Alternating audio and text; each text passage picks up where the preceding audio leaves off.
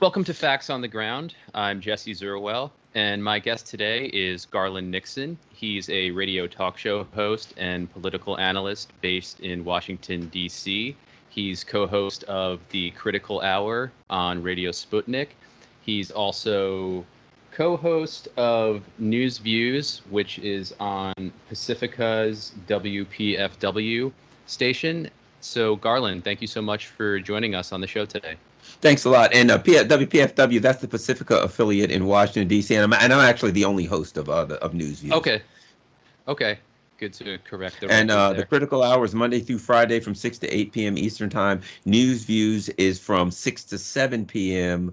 On Fridays. So it's weird because from 6 to 7 p.m. on Fridays, I'm actually on two shows at the same time in Washington, D.C., but the first one's recorded. So I think that may freak people out at times at D.C. They're like, oh my God, he's everywhere. I can't change stations without hearing him. There are two of Garland. Yes.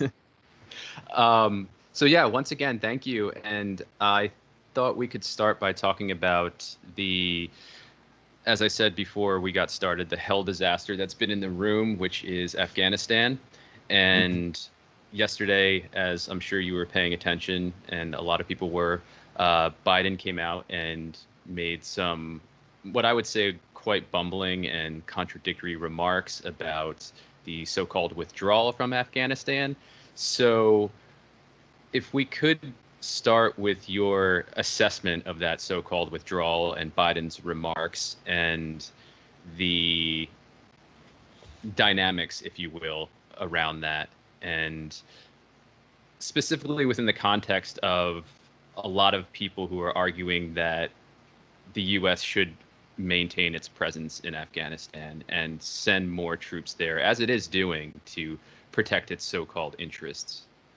Well, a couple of things. Number one, I had this meme that I shared today, and it had a picture of Uncle Sam, and on the wall he had a bunch of masks that he was changing masks, and one of them was George Bush, and one of them was Obama, and one of them was Trump, and one of them was Biden, and you just take one mask off and put the other one on. So when I look at the U.S. empire, this war machine that we have, I'm not to me, the individual who's running this machine at the time is not as important as it is me as to others. There are some differences, definitely. So when I look at Biden and the whole exit plan or lack thereof, it's bumbly, it's stumbly, and it's pretty ragged, right? But let me ask you a question. Is it any less competent than the plan going in? When you go in to overthrow the government of a country, first of all, that's never a wise move. That ain't going to turn out right. But when you go in and you stumble in, okay, we're going to overthrow the country. Now what? Oh, we're going to do something. Oh, I know. We'll ignore this and just go overthrow the government of Iraq, a different country, right? When you look at how inept that the people who prosecuted the overthrow and occupation of country after country, when you look at the ineptitude of these people, it would only be logical that the exit would be every bit as inept. You would not expect anything. You wouldn't, I wouldn't expect that these people, if you look at Libya and Ukraine and on and on and on, all these countries that they'd overthrown, I wouldn't expect that they'd figure a wise and reasonable way to do an exit. So this makes perfect sense to me. Had it been Biden, had it been Trump, the funny thing is that Trump's coming out of the woodwork now. Oh, this is a disgrace. Oh, this is horrible. And I'm like, well, let me say this. No, Trump's the border by any stretch of the imagination. But when Donald Trump said, I'm getting out, I was like, good. A lot of the TDS people, the Trump derangement syndrome people, if Trump said he was leaving, they'd oppose it. If he said he was staying, they'd oppose it. They didn't care right? I'm like this. I've got some basic principles, regardless of who's there. And when a president says, oh, we're no longer occupying country X, I'm like, I'm for that, right? So it would have been every bit as bad had Trump done it. This was baked in the cake the day they went in there. This was baked in the cake because they're inept, because they're arrogant, because the neocons come up with a narrative, no matter how far-fetched it is, and believe the narrative.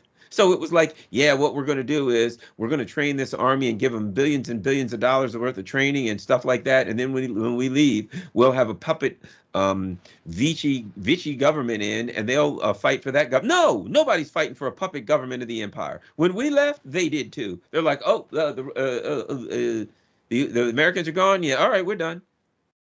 Right. So Nothing here shocks me. It's all working out exactly, to me, it's working out exactly as you could predict it to work out. Every bit the fiasco that it was when we came in, the fiasco it was for 20 years, and a fiasco as we leave, perfectly consistent fiasco.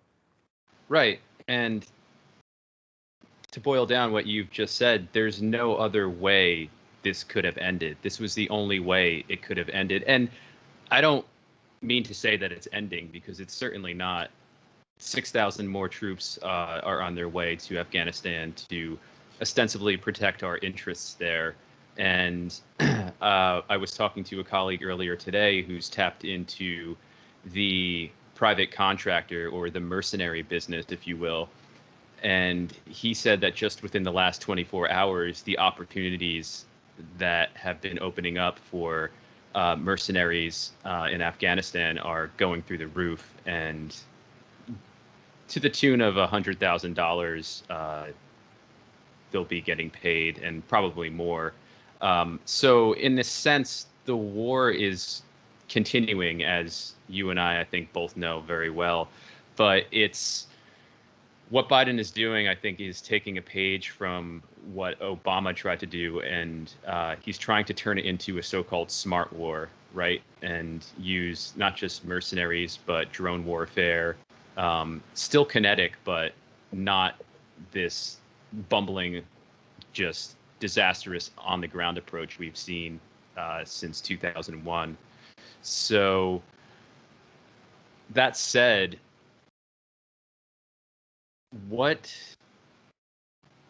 kind of future, and I'm not asking you to predict the future, but what are your initial impressions of what's going to become of Afghanistan, at least in the near future? Because today we've been seeing a lot of headlines that the Taliban is promising to, for example, give women their rights, but under the mandates of Sharia law. And we're also seeing that the U.S. banks have frozen Taliban assets. So there's sort of like this cognitive dissonance among the international community as to how to deal with the Taliban, who actually have quite an international reach, which most people don't know or want to acknowledge. So at least in the short term, how do you see this playing out? A couple of things here. If you look at, let's look at who has specific interest in the, geostrategic interest. Russia and China, basically. China and Russia, China, because they have had an issue with terrorism in the Uyghur community. Russia, they have had, Chechen, they said they've had some terrorism issues. And Russia, while they don't actually share a border, Tajikistan, which was one of the Russian satellite states, the Soviet Union satellite states, and still is part of the Russian orbit. They refer to it as their near abroad, has a very large and active border crossing on the Afghan border. And the Russians are very concerned, as are the Chinese, that Afghanistan could return to being an incubator for terrorism. Mm-hmm. Now, what has been happening the last month is interesting because, it's funny, the Russians and the Chinese over the last month and a half have been meeting with the Taliban. They've had representatives from the Taliban in Beijing and in Moscow. They were doing realpolitik, as they say. They were doing honest politicians. It's interesting because the U.S. was like, yeah, there's going to be some power sharing and the Afghan government and blah, blah, blah. And the Russians and the Chinese were just like, we're going to meet with the Taliban. It's like they knew. They're in Eurasia. They knew the Taliban was going to win and we better make deals with them. And basically the deals that they were discussing with the Taliban had to do with, look, you need someone to come in. You've got $1 trillion worth of rare earth minerals. You're a strategically important location. We're willing to do business with you. Russia and China are basically saying, you've got a lot of advantages as a government. You can be a financially secure government, and you can turn this country in a different direction. However, one of the things that the Russians were saying is, the Taliban are Pashtun. That's their tribe. This cannot be just the Pashtun country. You have to take into account that there are other, there's Uzbeks, there's Tajiks. It's a very multicultural, as it were, country. So you've got to take into the rights and women, as far as at least under, and the Russians basically said, under your culture, but you've got to be reasonable with women. Basically saying you can't be too out. You can't be the Taliban of before. And if you are willing to work with us, we're going to do business with you, and it's going to benefit you greatly. And there are people who feel that this is a different Taliban, whether it is or not. I mean, to me, the Salafist ideology that they have is abhorrent. But I do think that Russia and China are countries that are but they're facing reality. Look, let me ask you this. What about Saudi Arabia? Basically what people are saying is we don't want Afghanistan to become the repressive authoritarian government that Saudi Arabia already is. That's all what we're really saying. Okay. And guess what? The U.S. does business with Saudi Arabia. The Russians and the Chinese do business with Saudi Arabia. It's about, look, we're not, Russians or Chinese are very much like we don't interfere in your internal affairs. We do business with you. Right. Okay. So that's that. So the Russians and the Chinese are looking at, we can do business with you. So the question becomes, what kind of Taliban do we have? Now, a couple of things have happened. The Taliban have already come out and said, because the people are fleeing because they feel like, okay, the Taliban that we knew, anybody who worked with the Americans, their head's done, right? They're Ichabod Crane. Okay. The Taliban so far have said, we're going to give amnesty to the people who did this. And they've said that we're not going to take any revenge, and we're going to protect the properties of people and lives, etc. So far, at least in their language, has been different than before. And hopefully the Taliban want a stable country at least, so they can be recognized internationally and they can be a successful government and be a stable government. Whether they are able to do that, remember, the Taliban, people think of it as like a government. Yeah, in Afghanistan, it ain't that easy. There's a lot of factions, and then there are various tribes and tribal elders around the country. So Afghan can be looked at as like a loose confederacy. So that's why I would say this: the two big countries, Russia and China, who are concerned about terrorism incubating there, probably also have some feeling like, even if the Taliban as the leader of this country wants to go along with it, we ain't sure if they can deliver when it comes to terrorism. This is a big country with a lot of rural areas, and so we don't know if they can even deliver. But you kind of see there are countries who are saying, if you guys can act like you got some sense, we can at least tolerate you. Now, the U.S. has done what? The U.S. has already the U.S. can't control itself when it comes to sanctions. It's ridiculous. They've already frozen Taliban assets in U.S. banks. What does that mean? China and Russia ain't going to freeze their assets, and they got a lot of stuff. And the Chinese and the Russians are going to say, oh, by the by, those idiots over there froze your assets. You don't want to do business with them. They're not going to pay you. And if you give them anything or you keep money in their banks, they're going to keep it. So if you're the Taliban and you desire to build infrastructure, to make money, to, expand your country, whatever, who are you going to do business with? So all the U.S. now is doing is guaranteeing that this Taliban government, which has come to power, is not going to want to do business with them. So, we're sending basically, I talked to some people today, and we're sending a lot of people to the airport to try to get that situation under control. And from what I've talked to from security analysts, the Hamid Karzai Airport, as it's called, that'll be changing, I'm sure, is undefendable. It's undefendable that if the Taliban wanted to attack it, you know what I mean? Oh, they could kill a lot of Americans in a hurry. So right now, all I'll say is this: it's only been a day. The Taliban so far are showing some level of restraint. Whether that continues, we can only keep our fingers crossed. But the U.S. is screwing up bad. I think we're screwing up bad. We're not trying to. We're not going to recognize them at all, and we're just going to end up like we are in so many other countries on the outside looking in. Right. I agree with that. And I think that's a spot on assessment. And as you mentioned, it is only the day after. And that puts me in mind of a Thomas Friedman opinion column that came out today in the Times. And it's detached from reality as per usual.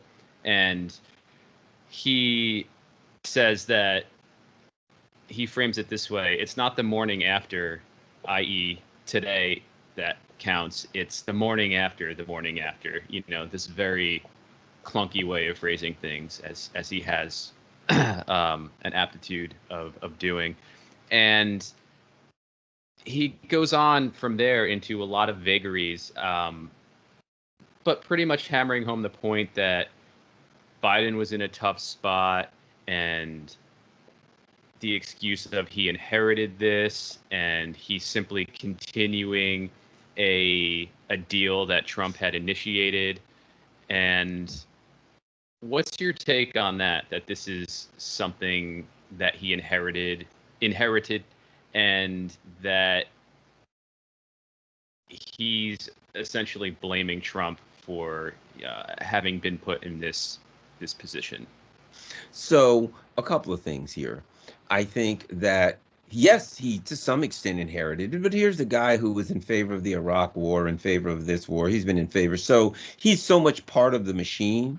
He's been part of the neocon machine for so many years that I would say any of these foreign policy disasters, he's part of the machine that legitimized these things, that pushed these things. He was one of the people. He was the head of the Senate Foreign Intelligence Committee who helped to push through the Iraq War, which many people argue was, were part of the problem here was, they got in there and then they invaded Iraq, and this was the forgotten war, and on and on and on. So, no, Joe Biden's part of this thing. He's part of this monstrosity, this foreign policy. What do they call it? The Washington Consensus or whatever. He's part of that. He didn't inherit nothing. He pushed all of this stuff. So he was part of the problem going on, part of the mentality that legitimized this. So no, I give him no outs whatsoever here.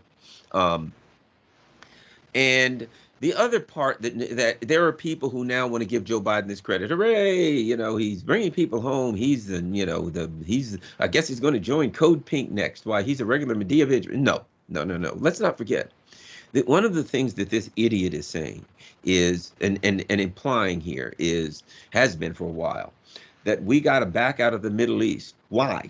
So we can bring the troops home and be peaceful and never bother? No. So we can go confront China even more. Here's China, a country who's saying to us, we don't want any trouble.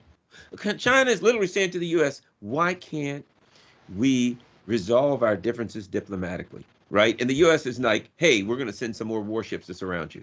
And China's like, why can't we resolve our issues diplomatically? And the U.S. is like, you better do what we're telling you.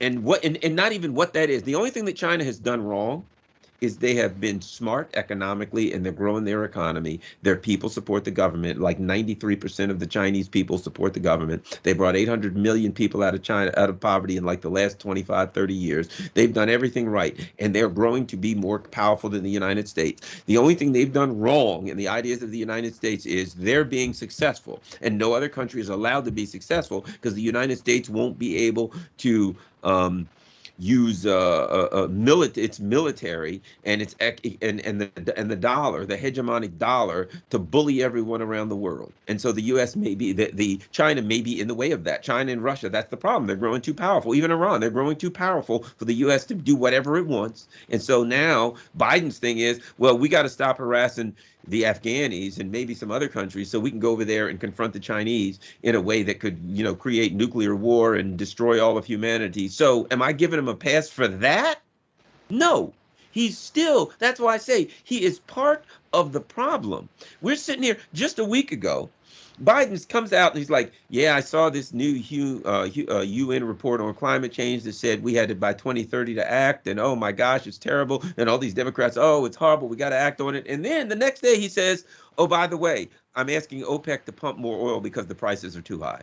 Mm-hmm. No, he is part of the problem. And for us to say, okay, it's like Malcolm X said, you stick a knife in somebody's back for 5 inches, you pull it out 2 and say you've made success. No, you haven't. You still got a knife in the back. You're still doing things to destroy, to change our habitat in a way that human beings may not be able to survive. You're still threatening humanity by menacing countries that have nuclear weapons that don't want to trouble with you. Countries that say, can we resolve this diplomatically? And you say, no, I'm going to surround you with bases. I'm going to surround you with missiles. I'm going to surround you with ships, and then I'm going to say, why are you harassing me? And to build on that, the almost intentional chaos that the U.S. has, I don't want to say left behind, because as I've been saying, we're still there, and I believe we intend to be in Afghanistan for much longer. But what's your sense of the latest chaos, the latest turmoil there, and how that might be something the U.S. is at least in part stirring up or letting happen on purpose to create some sort of destabilizing effect toward Russia and China? Do you think that that could possibly play into it, or is that just something that would be, speculation at this point? I think you're giving the neocons more credit than they deserve. A lot of people are looking at it and they're like, yeah, they're playing 3D chess here. What they're doing Mhm. is creating chaos so they can. No, no, no. These people are morons. They're idiots. The most dangerous person in the world is an idiot who thinks he's a genius. And that's who these people are. They believe, if you follow the chain of events over the last few months, here's what is obvious. The U.S. felt we can leave Afghanistan, number one. We can either leave our puppet government in power, or we can force the Taliban to share power with our puppet government. Therefore, we can maintain our clandestine CIA bases, so we can use them to menace China, to train and support terrorists that are going to go into China and Russia. We can use those to spy on China and Russia. So the U.S. really believed that they could keep their that they could leave. Because I follow this stuff every day. They really believed that they could leave a puppet government at minimum half it with half power. They kept talking about power sharing, and then the people that were in the know were like, "You got to be kidding me! Stop any power sharing with these people. Why should they? They don't have to. They'll be able to win this." And then the U.S. finally said, well, maybe within 6 months. And even a week or two ago, they were like bombing some Taliban positions, basically, figuring we're going to send a message to the Taliban that we're not going to let you advance, but so much, right? So if you look at their actions, it's clear the U.S. felt they could maintain a clandestine presence, their CIA bases, their CIA small air bases, their CIA watching, listening satellite stations, all that kind of stuff there, and do all of their dirt there. That's what they wanted. Well, it's obvious the Taliban have taken over, no power sharing from the puppet government, so they're not going to be able to do it. So I would say this: it does not appear to me that this is some kind of plan by the neocons. It seems to me this is the opposite of a plan. This is an example of how stupid and incompetent the neocons are. So that we're always, what happens is people look at them and they see how much power they have economically and militarily. And when various things happen, they're like, well, they're so smart, they must be planning this stuff. No, they're morons. They're idiots. They're always wrong. If you look at them, first of all, they're always wrong. Every one of their narratives is always wrong. They're just proto-fascists. It reminds me of when you read about what's his name, the guy that flew the Spirit of St. Louis across the Atlantic. It ended with Berg. What's his name? Charles Lindbergh? Lindbergh. Mm-hmm. When Lindbergh went to the Nazis, they took him around. They loved him in the 1930s, and they took him around, and he looked at all of their aircraft. He looked at all the things that they had, and he said, wow, the technological advances are incredible. These people, the Nazis, are orderly, blah, blah, blah. But he did say, but the one thing that I just can't get over is how stupid they are. Mm-hmm. And that tends to be the way proto-fascists are. And that's the way the neocons are fascists. I mean, you call them whatever you want to. And they're kind of like Trotskyite fascists, where it's like, we're going to go around the world and spread our ideology, et cetera, blah, blah, blah. I mean, that's Trotskyite. Mm-hmm. And a number of the neocons literally are Trotskyites, literally trace their heritage back to people who came from the Soviet Union who were followers of Trotsky's ideology. And then they got here, they switched over, they joined the Democratic Party. The Democratic Party started aligning itself too much with the anti-war movement during the Vietnam. They then switched back to the Republican Party until When Trump came along and they're like, oh, we love, or well, actually, when Hillary came along and they're like, oh, Hillary's one of our people, she's Queen Neocon, and they came back over, the whole Bush war cabinet came back over with Hillary. They stayed there with Biden, and that's what we have, a bunch of idiot neocons who, if I put it like this, if something happens, it ain't because they planned it and they executed it right, because they're incompetent. They're just bungling apes, knuckle dragging apes who go around banging things and blowing things up to see how it works out and predicting how it's going to work out, and it never does. Right. And we saw this with the Iraq War as well, where you could witness people like Paul Wolfowitz being touted as some kind of geostrategic genius because he studied with Leo Strauss at the University of Chicago and ran in the same circles as Richard Pearl and Douglas Feith and this whole coterie of Bill Kristol's neocons. father was Bill one of them. Kristol's father, Norman Podhoretz. I mean, the list goes on and on. And I would put Rumsfeld in there, even though he was a bit older and kind of a club of his own, if you will. Not a good club, a death club.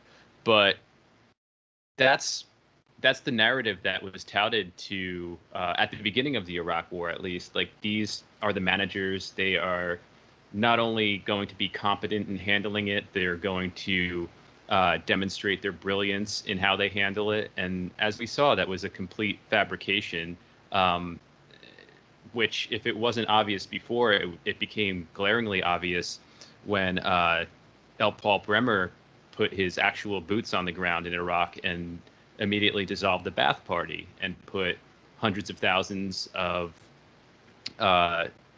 men who had been trained in fighting out of work. And then the U.S. acts surprised that there's an insurgency. It has no contingency plan to deal with it. And I think, as we see now, there's no plan for exit from Iraq. The U.S. is still very much occupying Iraq.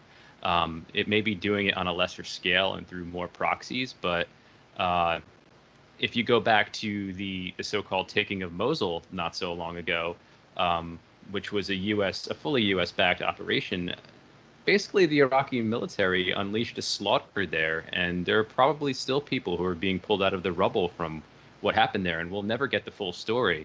But all that just to say, just to kind of bulk up what you were saying, is that these people are always presented to us as strategic geniuses, and they're not. They are really, they're idiots. And I don't know if how much of that has to do with being blinded by imperial hubris, but the case in Iraq is the same as the case in Afghanistan. And it's remarkable, though, how many people still refuse to see that and still think that the one and only answer here is the U.S. remaining or going back into Afghanistan and fixing the hell disaster it created, which by definition you can't do. The entity that created the disaster is not going to fix it. That's not how history works. So one of the things I want to pivot to, but I think is directly related, and Biden hinted at this in his remarks yesterday, is the essentially undeclared wars that the U.S. has been waging for a long time in Africa. But now we're seeing the renewed bombing of Somalia. The USAID, at least, is already involved on the ground in Ethiopia. There's Mali. There's Niger. I mean, there's a huge U.S. military footprint in Africa right now. And Biden said in his remarks, and I'm paraphrasing, but he said, we're essentially shifting from Afghanistan to these countries where we're waging undeclared wars. He doesn't say undeclared wars, but he says we're not officially. He said something to the effect that we're not officially at war, but this is where our resources are now going. So I'm wondering if you can talk about that a little bit, because I think what's important there is that even as the war in Afghanistan continues, arguably on a lesser scale. I think we still have to see how the dynamics play out. The resources, the energy is being shifted to the African continent, and we've seen how that's played out in Libya, for example. But I'm wondering if you can delve into that a little bit. Yeah, two words: Imperial overstretch. Because right now we're like, okay, we've got to have more ships to surround China. Oh, we've got to have more ships in the Black Sea to menace Russia. Oh, well, now there's Iran. You got the Straits of Hormuz and the stuff there, right? On and on. South America. Oh, well, Cuba's a problem. Venezuela's a problem. Nicaragua. Well, what about what they're doing in Peru now? Do you see what I mean? So I heard one of these generals or something say, yes, the United States can strike any place on earth within a certain amount of time. And I'm thinking, that's a problem because we're supposed to be a nation. And then people say things like this: well, why can't we afford Medicare for all? France and Germany, Canada can, blah, blah, they can. Why can't we? They can because they're nations. We are not a nation. We're an empire. Right. Empires can't afford it. We can. They don't have troops from the Arctic to the Antarctic. You know what I mean? From Australia to Somalia to we've got bases all over Colombia. You know what I mean? Do they have? We got troops everywhere? No, they don't. So what happens to um, empires is what's happening to us. Towards the end of the Soviet Union, basically the Soviet Union kind of voluntarily dissolved. I mean, at the end, the people in Russia were saying, why is it that the people in the satellites have better schools than us? Eventually, what happens is the people at home start saying, well, we live here. It's like a woman and saying to her husband, look, me and the kids are hungry and you're spending doing all this other stuff. You know what I mean? You got to focus more of your energy at home. And that's what happens on Empire. And right now, I mean, look at the disastrous economic situation we're facing. Within 60 days, probably 20, 30 million people could be eligible for eviction. That's a whole nother story because the fact of the matter is this: the courts couldn't handle that level of evictions. I mean, people say, yeah, they all get evicted. Really? Go up to your local courthouse that is packed, that is scheduled 6 months out, and say to them, I got 22,000 eviction papers I need you to do, and tell me when they could get to it. What Mm-hmm. would happen if, I'll just make this quick, what would happen if the moratorium ends? It will darn near collapse our court system. People will be like, yeah, I'm gonna get evicted, but from my understanding is my eviction doesn't come up to the courts till 2027. So why should I pay until then? You will overload the court system and it'll collapse. So we've got problems at home, big ones, and the empire can't afford, economically, to address the problems at home because it's got countries all over the world. It's got ships. And it's fooling itself to believe that it could fight toe to toe with Russia on Russia's backyard, which we couldn't. We could go toe to toe with China in China's front yard, which we couldn't. So we could barely, could we launch a devastating attack on Iran? Sure, but Iran's got enough ballistic missiles to kill just about every American in the Middle East in an hour. To flatten every one of our bases? So technology, military technology has changed the game. We don't have the economic and military power we used to have. And we're still trying to live in a unipolar world, and it's multipolar now. So the world is changing. The U.S. empire is sitting, still very, very powerful and dangerous, but doesn't have the power to run the world anymore. And our home at home is crumbling. So the U.S. empire is going to crap, and our leaders are just feckless idiots now. I mean, it's laughable to watch what's going on with the leadership of this country right now. I mean, we're in the midst of it. It's not laughable because we're going to be the ones that suffer from it. I just only hope that my big hope here is that they don't get involved in some kind of a war, because when people talk about nuclear war, the way it would look is this: the United States, it says something happens and we get a shooting war with China. We've got no defense for hypersonic missiles. Mm-hmm. And they start firing them at a ship, they're going to sink aircraft carriers. It's not going to be a pretty sight for the U.S. The devastation in day one, maybe all of our ships or most of them would be sunk in the South China Sea. Our bases in the area flattened by missiles. So the U.S. goes into a war with China, and in 2 days takes 25, 30,000 casualties and loses damn near our whole flotilla. And then the U.S. says, I know, we'll fire nukes on them. That's the way a nuclear war could act, which of course they fire back and game over. Or the same with Russia. We decide we're going to go toe to toe with Russia in Russia's front yard, and we ain't winning that one because Right. their military is too powerful. Within 500 to 1,000 miles of the Russian border, you ain't beating them. NATO ain't gonna beating them. The United States ain't coming in beating them. That's not happening. That military is extremely powerful with a lot of high-tech weaponry. So to get into that's the problem is we could get into a fight with somebody and get our ass kicked in a couple of days, really, really bad. And will those maniacs that run this country start firing nukes, and then it gets game over? And that's the concern that I have, that the empire falls. But what happens when an empire falls and it has nukes and a bunch Mhm. of knuckle dragging apes in charge? Right. And it's not only an empire falling that has nukes, it's an empire that is the only one in human history to have used nuclear weapons against uh, other human beings. Obviously, the atomic bombings in Hiroshima and Nagasaki. So, yeah, there is that very real danger, but I think you're right. Um, I don't know that the U.S. is deterred by its lack of um, weapon capacity or lack of parity in weapons with Russia and China.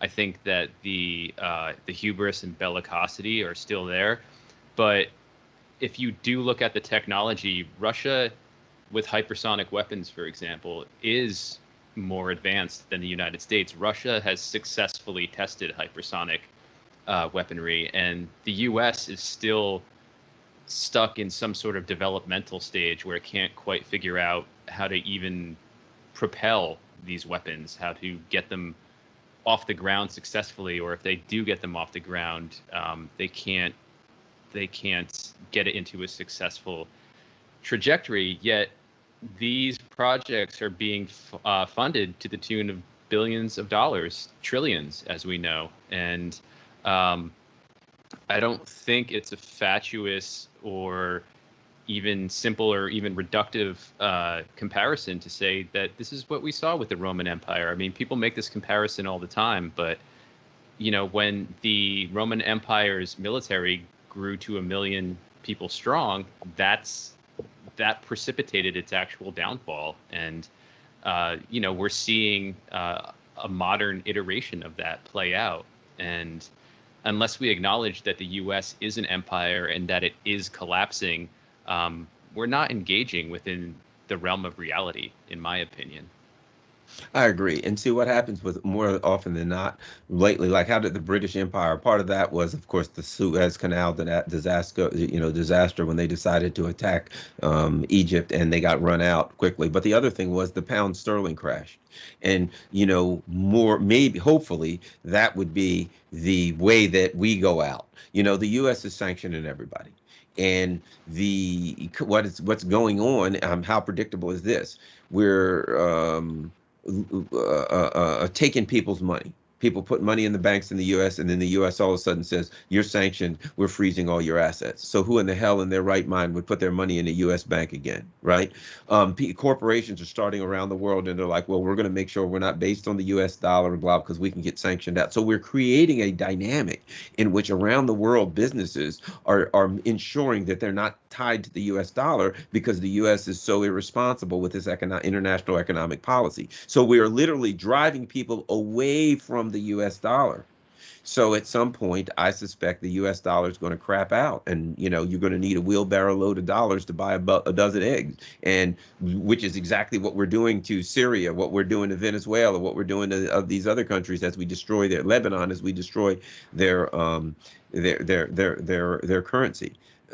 So our actions are eventually going to hurt us really bad. But meanwhile, how will we be violent and stupid enough to start a kinetic war with another world power? That's my concern. If we can stop that from happening, we got a chance for survival. But of course, then we've got the other part of it is this. the climate change issue. You know, we see these heat domes, and this is what I think. These heat domes go, you know, flying across, you know, the West, right? And they hit Seattle and they hit British Columbia, and they're hitting 120, 125 degrees, and they're killing a lot of people. 500 people die in one day in Canada. They just, this heat dome goes across, and as it crosses, it's killing people. People are dropping dead. Okay, that's 127 degrees. 5 years from now, what if it's 147 degrees? 5 years from that, what if it's 177 degrees? It'll kill everything in its path.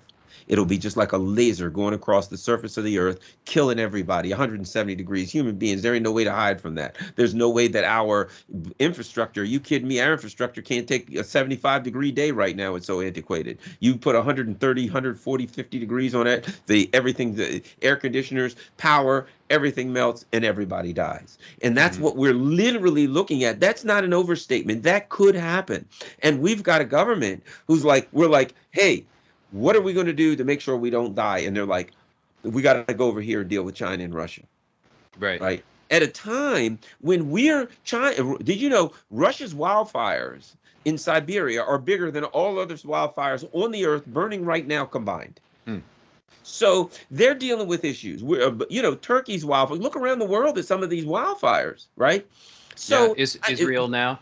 yeah, the way I put it is like this. It's like one of those horror movies where you see a bunch of kids in a cabin, you know, and they're spending the weekend on Werewolf Mountain, and you're like, I think I know how this story. So it's like at night and outside they hear oh, and you're like, uh-oh, this is gonna go bad. So there's a werewolf outside and he wants to eat the kids. And instead of like coming up with what do you want to do? I know, let's go in the basement. Maybe we can find some silverware and we'll put it on the end of a mop handle and we'll poke them with it. I don't know, come up with a plan, right? Instead of that, two of them get in a fight. It's like, hey, he likes my girl. Yeah, I mean, she likes he was looking at your girl in science class. And instead of them getting together to face this existential threat outside waiting to kill him, they get in a fight over something stupid. And the werewolf is just sitting out there like, yeah, in a couple of hours, these idiots will beat the hell out of each other, and I'm eating all of them, right? I'm going to eat. I'm a werewolf. This is easy. How easy is this, right? Okay. That's us. As this existential threat of climate change is outside the cabin waiting to eat us and the people in India and Russia and China and everybody else, the US is like, hey, China, you're getting too big for your britches. I think I want to fight you. And what about Russia over there? I'm mad at you. We're fighting with the other teenagers in the cabin and ignoring there is an existential threat outside waiting to eat us. You look at the movie and you think to yourself, that's stupid. That would never happen in real life. Because if I was one of the teenagers, I'd be like, hey, dude, we'll fight about the girl later. Right now, let's try to come up with a plan to stop this werewolf from eating us all. It would never happen. Well, it is happening. In real life, an existential threat is facing mankind. And the leaders of this country, the way they're pretending it doesn't happen, they're saying to OPEC, pump more oil so the price will go down. They're saying to Russia and China, we don't want to work on this together. We'd rather start throwing punches at you. It is pathetic. And again, it shows the blatant incompetence of the leadership of this country, but it also shows that the American people have been, you might have heard this before, a nation of sheep begets a government of wolves. The people of American people have been turned into ignorant, a mindless crowd where they're like, yeah, Trump can save us. No, Biden can save us, as though there's an individual that's running this machine, and that individual is going to come in and they're going to tweak this machine and they're going to fix it, and all will be what the jobs will come back from China, and we'll go back to the 1960s and everything will be good, and we'll watch shows like Father Knows Best. It's pathetic. Right. You got to blame the And American people they are victims of propaganda, but to some extent they have turned into enablers of this monster.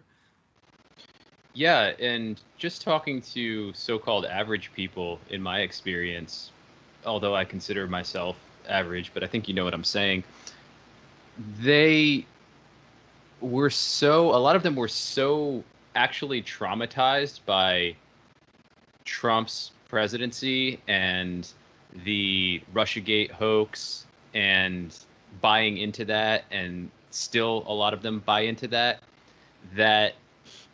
and I believe it's legitimate trauma, legitimate psychological trauma, but it's given them such blinders that they really do believe that Biden is going to be some sort of savior. And we don't just see it in, so-called average everyday people, but we see it in the media as well.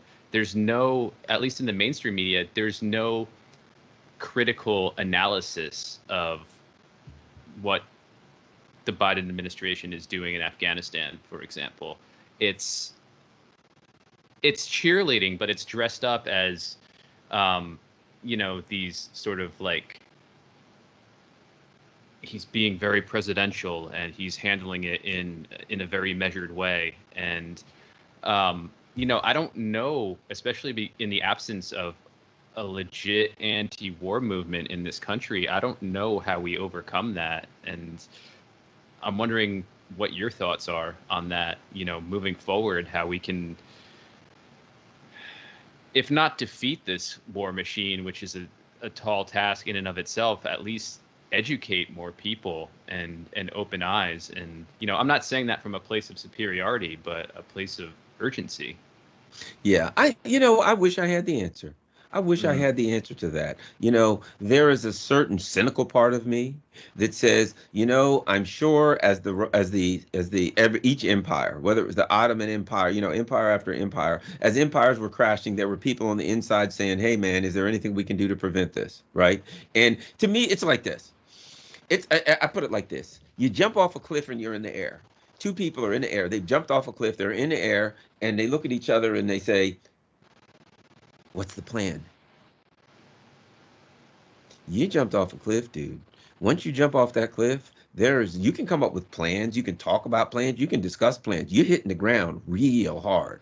Mm-hmm. And to some extent, I feel that way about the American empire, that the things that we have done have put us on a trajectory to hit the ground. And that what we can do as individuals, it's like this. Here's the other part, though. And this is important. I think it's critical because I don't want to sound like a fatalist either. I can't remember, but I'll paraphrase this saying, this quote where a guy says, "If I were thrown out of a plane in the middle of an ocean 1,000 miles from the nearest land, I'd swim for land and despise the person who gave up." Right? So the other side of it is this: you have to be like, and I keep using references, but you have to be like the person who, another little analogy, parable, whatever. Guy walks down to the dock. There's a guy standing there pushing against an aircraft carrier. He's on the dock. There's an aircraft carrier on the tire, and he's pushing against this. And this guy walks up to him. He says, "You idiot." He says, "What?" He says, "You're never going to move that aircraft carrier. For God's sake, the thing's a quarter-mile long, probably weighs 500,000 tons. What are you doing?" And the guy said, "Oh, I know that." He says, "Well, why are you doing it?" He says, "It's just a hobby. That's what I do. I'm an aircraft pusher. I push it because I like to push aircraft carriers." Now, I'm not saying it's going to move. Who knows? It could. I could get lucky, but I do this because that's what I like to do, and this is my hobby. So I think I make that argument too. If you're a person who pushes for justice, pushes for knowledge, who pushes for truth, who pushes for fairness and equality, do it because that's what you do. You can't control the outcome. I've read I've read W.E.B. Du Bois, I've read Frederick Douglass, people who in their lifetime had no hope of equality for their race of people. But they fought for it because it's what they did, and eventually they died, and it was part of the struggle, the fight, whatever. But in their lifetimes they didn't achieve it. But what they did was critical and important to the final outcome, whatever the final outcome it was. There's no such thing as a final outcome until we're all dead. To the extreme, to the journey, to the goings on, right? And I would say to people, to get frustrated as an activist is to concern yourself with how the outcome, Mm-hmm. because it never comes fast enough. To be happy, I mean, as an activist, to be happy is to take joy in what you're doing, to take joy in the process, to enjoy, there was something here in DC, say I forgot what the Medicare for all thing that people had, all in the 51 cities recently. And I had a really bad cold and I didn't want to go because I was sneezing and I thought and I got tested. I thought everybody's going to think I got COVID because I'm Mm-hmm. sneezing and coughing in this day and age. And I didn't want to give everybody my summer cold. It killed me not to go because I wanted to see my friends and talk to people that I knew and all this kind of stuff, right? I think, and I knew an old guy who went to the 1963 March on Washington, where all these black people went, right? March for Jobs and Justice. And I said, wow, why'd you go? He said, because I knew there was going to be a lot of girls there. That's not what he says. I was like 17, and I'm like, man, there's going to be a lot of good looking girls. I'm going, right? That's okay. It's okay to go because you know there's going to be a lot of girls there, or a lot of boys there, or your friends there, or go to the march, or go to whatever. Do it.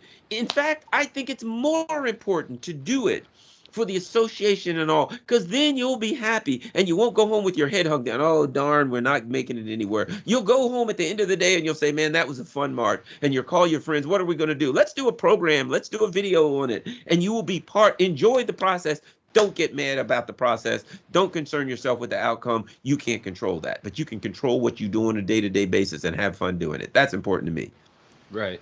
And would you agree, though, that it's important to be thoughtful in that activity and not just throw yourself into the fun, so to speak, but to not necessarily to have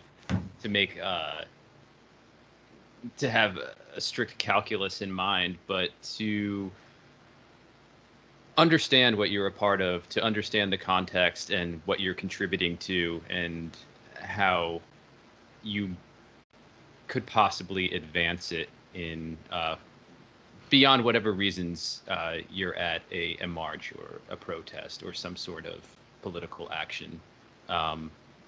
Would you agree it's important to have some thoughtfulness or some insight into what you're doing and not just blindly trust the process, as we've heard? Well, let me tell you, and a lot of people don't know this, but I know because I've been fortunate enough to, in my life, have known and talked to and associated with some of the leading people in the Black civil rights movement, right? And when you do that, you realize that they had some level of success. And it wasn't because they were outside shaking their fists. It was because it was led by brilliant intellectuals who were extremely strategic. Right. So it's exactly what you're saying. Yeah, there were lots of people, millions of people that were out there in the process, shaking their fists and showing that how that they felt about it, and they were just going to do their part. Right. But at the core, I knew John Conyers. Right. He was a lawyer. He was one of Martin Luther King's lawyers. Right. I knew Paul Robeson Jr. He was my mentor for years. Paul Robeson Jr.'s degree was in electrical engineering.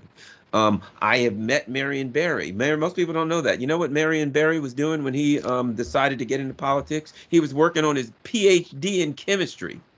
You know, these are not, people who are just some activists who happen to wander off the street. When you talk to these people and listen to what they had to say, you realize they were brilliant strategists. So there is at the core of a movement like this, there has to be brilliant people who are exactly what you're saying, who are strategic-minded people, who have a plan.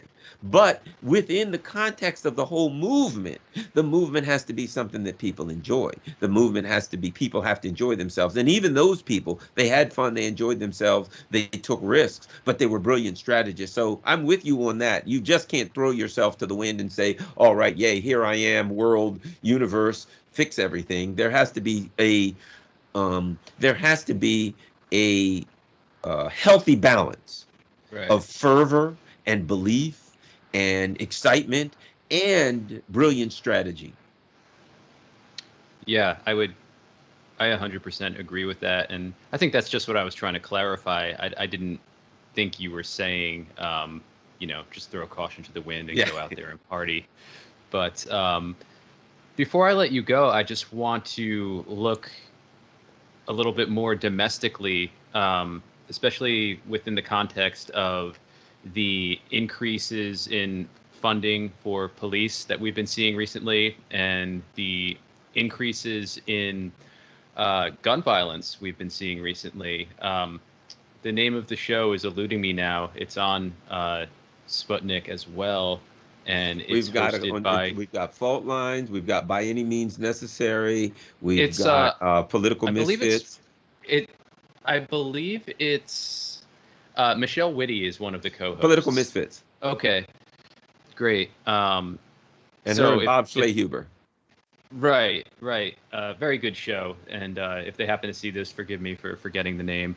But they were talking about this yesterday, and they brought up some statistics of just the past weekend the gun violence that occurred in Chicago, in New York, in several other major cities around the country, and they were drawing the connection between the violence of empire abroad and the violence we've been seeing here at home, perpetuated among citizens, both with and without police involvement. But as we know, when police get involved, police as violence workers, when they get involved, they are only going to bring violence to any situation they show up at.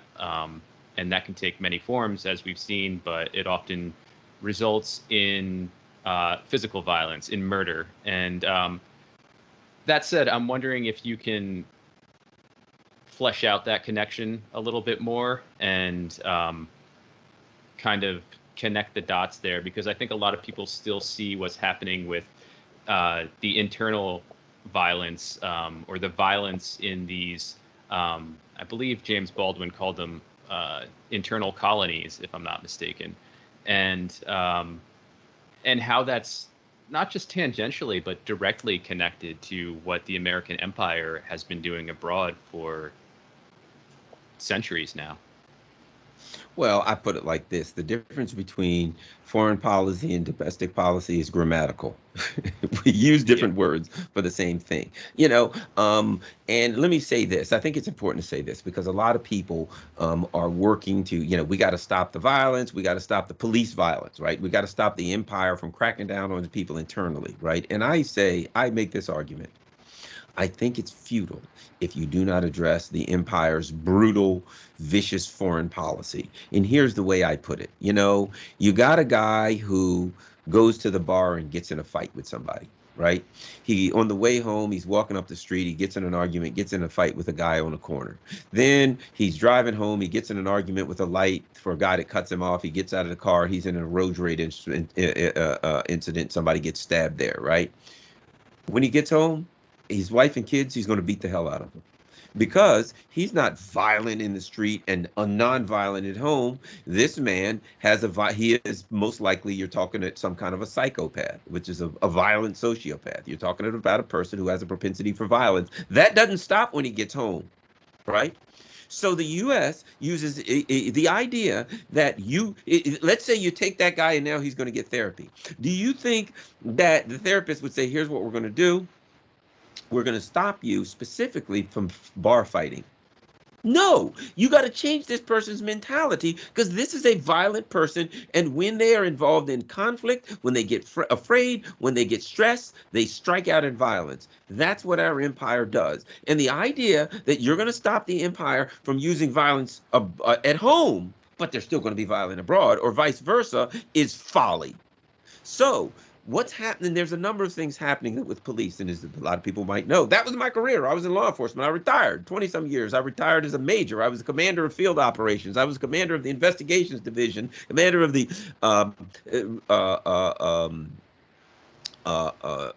you name it. I ran it. Basically, you name it. So when I look at law enforcement, here's what I can tell you. How did, a lot of people know the inside, how did it come about that the cops were armed with tanks and military equipment and all of that, right? So some people are like, and this is what you got to understand about the neoliberal empire. Everything is money laundering. It's all money laundering. How did it come about? So most people are like, yeah, they wanted to arm the cops and so they could beat us up. No, that wasn't it. That wasn't it. I was there.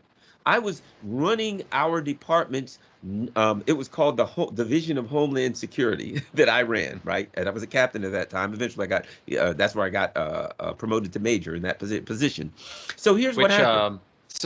Sorry to interrupt you, but Okay. real quick, I think it's worth noting that the U.S. did not refer to itself as the homeland until after 9/11 and the implementation of the Patriot Act. So yeah, that's there's real. something to be said for That's that. real kind of like Fourth Reich-esque there, buddy. That's pretty horrifying. But what happened? They came at one point. They came to us and they're like, "Look, here's what we're going to do. We're going to give you these NB suits, nuclear, biological, and chemical suits for all your officers. They're good for 2 years, and they carry them in your cars." I said, "We don't need them. And I could get into why, but why we don't need them. The cops aren't going to use them. Don't give it to us. These things are thousands of dollars each, and it's going to be, hundreds of thousands of dollars worth of equipment you're going to get. We don't need it. So I signed off, wrote, we don't need it. No thanks, but it's not going to do us any value. A couple months later, I get something. All right, signed for something coming into the quartermaster's office. What is it? Like $260,000 worth of NBC suits. You know what we did with them? We put them in storage 2 years later. When the time limit ran for them expired, we threw them in the trash. That's what we did. It was money laundering. It was the military-industrial complex and all the entities surrounding it saying, okay, we're making money off of these wars, but how can we make money at home? I know. So they go to Congress and they lobby Congress, and we say, Congress, we want you to give these police departments hundreds of millions of dollars so they can buy more material for themselves to keep themselves safe and their communities safe. Really, all they wanted was to get Congress to give, they're already giving billions to the Pentagon, to give now billions to the police departments so the police departments could buy the same equipment they were selling the Pentagon. They created a new market. This was the military industrial complex creating a new market for itself. They lobbied Congress. Congress said, sure, Maryland State Police, here's X amount of $1 million, but you got to buy equipment from these people, which was the military industrial complex. That's why it's the same equipment that's in Iraq, etc., because they simply built a new market to make more money. Now, take it to the next end of it. But now you're giving the police department all these new toys, and they're going to get audited every 2 years. Why? What are you doing with these things? How do you justify them so you can keep getting more stuff? Well, if you know anything about bureaucracies, and police departments are bureaucracies, they always want more money and more toys. So they're going to use them. Oh, well, we had people protesting something or other, and we had to send the tanks out for that. And now we can fill out the papers every 2 years and say we used these tanks and we used all this stuff, and we can justify it. And the federal government will give us more. So you've got a bureaucratic end of it, justifying. So you're giving them the stuff. If you give them the stuff, they're going to use it to justify getting more and getting more money in their budget. So part of it was neoliberal money laundering. Part of it was bureaucracies within the context of police departments ensuring that they use this stuff. But how do they use it? By going out pointing it at us. As we're protesting, whatever, protesting climate change, but they got to justify it. So they send a bunch of tanks to point at people who are protesting climate change who are completely nonviolent, but they got to justify those things. That's what that's about. And now the stuff is everywhere and they got it. And here's what gets even worse. Then you get all of these guys coming back from Afghanistan, Iraq, and every other country. And what do? They apply for police departments, they get hired, and now they are dressed and driving the same equipment that they were driving over there, and they think they're over there, and they act like they're over there. Right. And that's, not even mentioning the training exchange program, to put it lightly, that U.S. police departments have with Israel, where they train with the IDF to essentially learn, some of the worst law enforcement tactics, to put it mildly, and then bring them back home. Tactics the IDF uses in its genocide against Palestinians. The IDF basically uses Gaza as a laboratory for testing weapons. The police go over there, the U.S. police go over there, they get training, not only in tactics, but with some of this weaponry. They bring it back home, and it shows up on the streets, both, again, in the tactics and in the weaponry. And, we didn't even mention the prison industrial complex side of this, which is slave labor. Nobody can contest that. And it's probably a whole other discussion, but none of this can be talked about, in my opinion, outside the context of capitalism, and that capitalism, in order to continue existing, it needs these forms of control. It needs policing. It needs empire. That's what it thrives on, even as those very things are quite likely to destroy it from the inside out. So, that would just be my critique to add on to what you were saying. And then I'm also put in mind of the anthropologist Stanley Diamond's quote, which you may have heard before, that conquest abroad leads to repression at home. And I would just modify that to conquest abroad leads to conquest at home. And I think that's what we're seeing more and more. Not just empire out there as some sort of almost abstract heart of darkness entity, but empire is infecting the very country we live in as well. So, and it's getting worse. It's accelerating, and I don't see any end in sight, and it's hard to be hopeful. But that all that said, what keeps you going and doing the work that you're doing? And you spoke about showing up, showing your solidarity, having your reasons for being out there in the streets, so to speak. But what keeps you going, and what advice would you give to anti-war activists or people who are just learning about American empire? What sort of advice or encouragement would you give them to keep up what I would call the good fight? I would say this: work on a plan to follow your passion passionately, not to sound redundant, that what you really love, what you really want to do, what you really find important, to work on that as hard as you can, to work on that with all of your might, even if you have to work somewhere or do whatever, you got to pay your bills, right? But I argue that if you work on your passion with all your might, eventually at some point you'll find a way to make a living doing that, and you'll be the happiest person in the world, because a person who does what they love for a living never works a day in their life. And you'll look forward to working overtime. I mean, right now, what do I do? What do I get paid to do? I'm a political analyst, and I run my mouth and all over the world and for different entities and media organizations, right?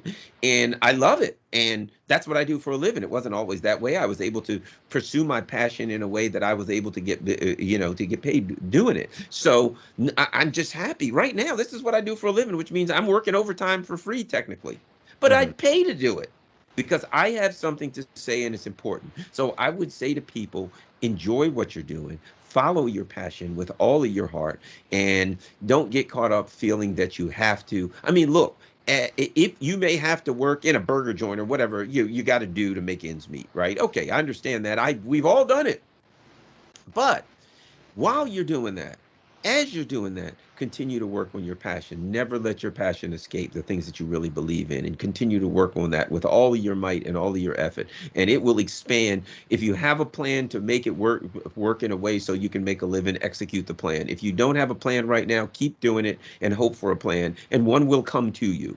It'll come to you. You believe that it'll come to you. You focus on it, and it will come to you. And I don't mean that in some booga booga magic way. I mean that is the nature of people. People are very resourceful. And if you keep feeling, it's like when a person says, I want to do something and I don't know what to do, I can't make a decision, and they say, I'll sleep on it. What are they really saying? They're saying, I'm going to rest and allow my brain, allow my intuition, allow everything about me to come together and to come up with something. And I have faith that my inner being as a person will come up. And it doesn't have to be in the same way that many things that your brain, like somebody walks into a room, in fractions of a second, your brain interprets everything from the look on their face, all of these things that you could never consciously do. Your brain interprets whether or not that person is a threat. And you don't know you're doing it, and you don't know how you're doing it. And you couldn't figure out how you're doing it, but your brain can do it. Right? So, in the same way, if you follow your passion and you have focus and you're like, I don't know how I'm going to do this, but I got to figure out a way to make this my living. Your brain will do the same thing. It'll sleep on it and it'll come up with something, and it'll start to come to you, and it'll start to become obvious. And that's just the way the human mind and intuition works. Don't be caught up in reason and logic. There are other factors. There are the factors of intuition. The intuition is not logical or reasonable. Imagination is not logical or reasonable. Don't get caught up thinking you have to do everything in a logical, reasonable manner. Your knowledge of history in the past, that's not logic and reason. So utilize these other things that you have, allow them to work on your passion, focus on your passion, and then allow the rest of these things to come together and to put you on the right path. And I guarantee you'll end up where you need to be. Well said, and I think that's a great note to end on. And we very much appreciate your overtime, as you said. So, Garland, again, thank you. Our guest today has been Garland Nixon. He is the co-host of the Critical Hour on Radio Sputnik. He is also the host of News Views, which is on the Pacifica affiliate WPFW. And we look forward to hopefully talking to you again soon. And stay safe out there and continue the good fight, sir. All right. Thank you very much. Okay. Take care. All right.